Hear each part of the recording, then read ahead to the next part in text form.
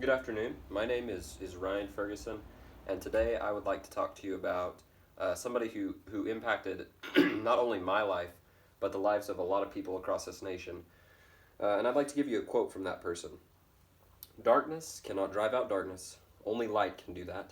Hate cannot drive out hate, only love can do that.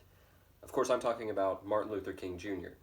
Uh, Mr. King was somebody who I did not know personally.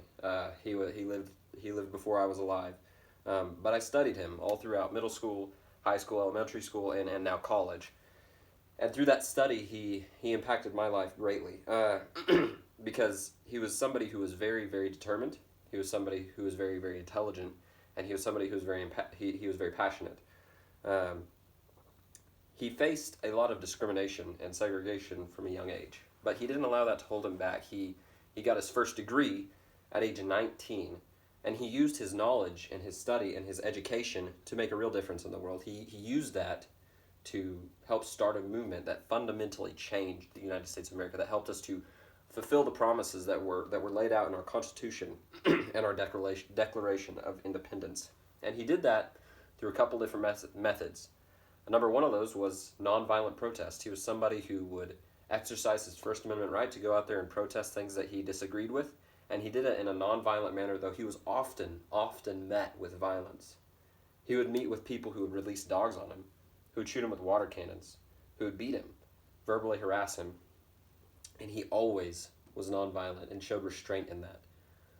He showed me that through his nonviolence, it can be done to have restraint in the face of physical threat, in the face of extreme anger.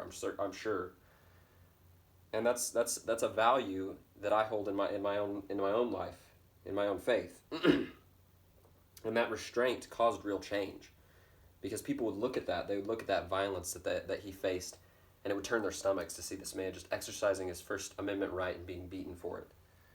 Not only was he nonviolent, but he was an amazing speaker. He was a gifted speaker. And he would flesh out arguments that were so logical, made so much sense, connected you and I on a human level. He didn't just chant or use slogans. He would make sense with his arguments. He would make sense with what he was saying to you, which showed me that I need to be logical whenever I discuss any issue or address any issue in my life.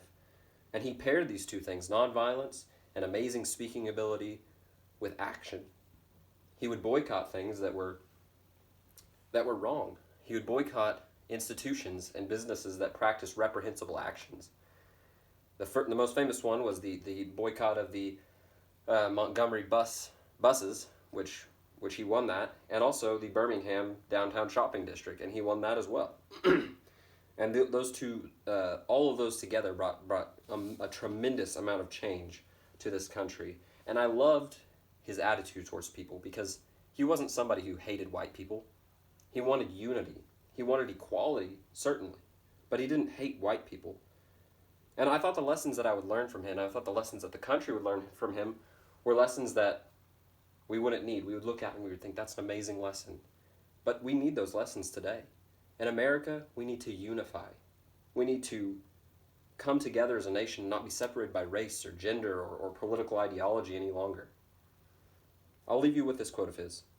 We must learn to live together as brothers or perish together as fools.